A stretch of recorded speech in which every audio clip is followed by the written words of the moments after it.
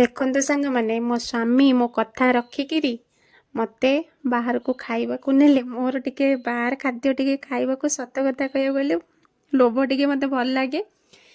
ମୋ ସ୍ୱାମୀ ଟିକେ ଖାଇବାକୁ ଭଲ ପାଆନ୍ତିନି ବାହାର ଖାଦ୍ୟ, ଯେହେତୁ ତାଙ୍କର ଦେହ ଖରାପ ଟିକେ। ମୁଁ କାମ କରିଥିଲି, ତାଙ୍କର ମଙ୍ଗଳବାର ଟିକେ ୱିକ୍ଲି ଅଫ୍ ରୁହେ।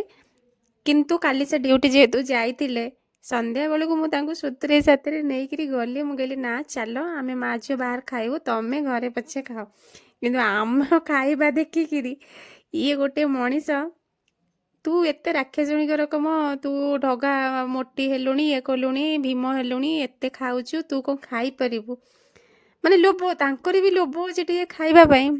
ମାନେ ସେ ଖାଇଲେ ଯାହା ବି ହେଲେ, ମାନେ ଆମେ ଅଳ୍ପ ଖାଇଲେ ବି ସେ ବେଶୀ ଖାଇଲେ। ରାତିରେ ଆଉ ଆସି ଘରେ ବି ଖାଇଲେନି, ତାଙ୍କ ପାଇଁ ରୋଷେଇ ହେଇଥିଲା। ତଥାପି ସେ ଖାଇକିରି ଆସିଲେ। ଲୋଭ ସମ୍ଭାଳି ପାରୁନାହାନ୍ତି, ତଥାପି ସେ ଖାଇଲେ ଯାହା ବି ହେଲେ।